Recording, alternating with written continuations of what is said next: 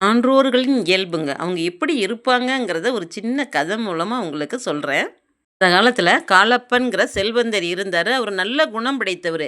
இல்லாத ஏழைகள் இவருகிட்ட எத கேட்டாலும் தருவாரு. அவங்களுக்கு உணவோ, உடை, இல்ல பொருள் கேட்டா எத கேட்டாலும் தருவாரு. இல்லன்னே சொல்ல மாட்டாங்க. அதனால நெறைய மக்கள் அவர நாடி அவர்கள் தேவைய பூர்த்தி செஞ்சுகிட்டு போய்க்கிட்டு இருந்தாங்க. இப்படியே கொஞ்ச நாள் போனது.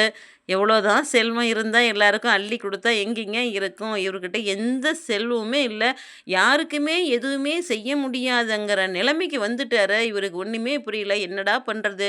நாளைக்கு நம்மள தேடி யாராவது வந்தாங்கன்னா, நம்மகிட்ட குடுக்குறதுக்கு பொருளே எதுவுமே இல்லையே! அப்படின்ட்டு யோசிச்சு பார்த்துட்டு, அவரு ஒரு முடிவு எடுத்துட்டாரு. சரி நம்ம இங்க இருந்தா தானே நம்மகிட்ட கேட்பாங்க.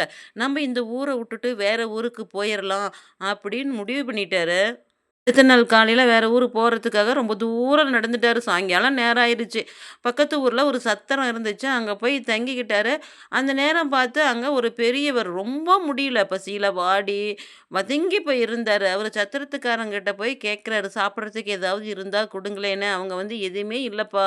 எல்லாம் முடிஞ்சிருச்சு. நீங்க லேட்டா வந்துட்டீங்க." அப்படிங்கிறாங்க. அத கேட்ட அவரு சரி பரவாயில்லன்னு போய் திண்ணையில படுத்துக்கிட்டு ஒரு பாட்டு பாடுறாரு. வறுமையே, நீ எத்தனை காலம் எனக்கு தொல்லை கொடுத்துக் கொண்டிருப்பாய்? நாளைக்கு நான் காலப்பரை சந்தித்த பிறகு உனக்கு என்னிடம் வேலை இருக்காது. காலப்பர் அள்ளிக் கொடுக்கும் கொடைல் வள்ளல்தான். என் வறுமை யாவும் நீங்கிவிடும். பிறகு என் குடும்பமே வயிறார உண்டு சந்தோஷமாக இருப்போம். இன்னைக்கு கொஞ்ச நாள் தானே, அதுவரை என்னை வாட்டிக்கொண்டு இரு அப்படின்னு பொருள்பட பாடுறாருங்க. இத கேட்ட காலப்பருக்கு தூக்கி வாரி போட்டுச்சு. ஐய்யய்யோ! நம்பள நம்பி ஒரு புலவர் இவ்ளோ தூரம் வராரே! நாளைக்கு நம்ம வீடு பூட்டியிருக்கிறத பார்த்துட்டு இவரு ஏமாந்து போயிறக்கூடாதுன்னு என்ன பண்றாரு, அவரு அப்பயே தான் வீட்டுக்கு ஓடி போறாரு. அவரு கேட்கக்குள்ள நம்ம பொருள் இல்லன்னு சொல்லக்கூடாது. அதே நேரம் வீடு பூட்டி இருந்தும் ஏமாந்து போயிறக்கூடாது. அதனால நாம இறந்துரலான்னு சொல்லிட்டு, அந்த வீட்டு பக்கத்துல இருந்த பாம்பு புத்துல பாம்பு கடிக்கட்டும்னு கைய விடுறாருங்க. எவ்ளோ நேரம் வச்சிருந்தும் எதுவுமே நடக்கல. கொஞ்ச நேரம் கழிச்சு பார்த்தா, கையில ஏதோ விழுது. எடுத்து பார்த்தா, விலை மதிப்புள்ள மாணிக்க கல்லு.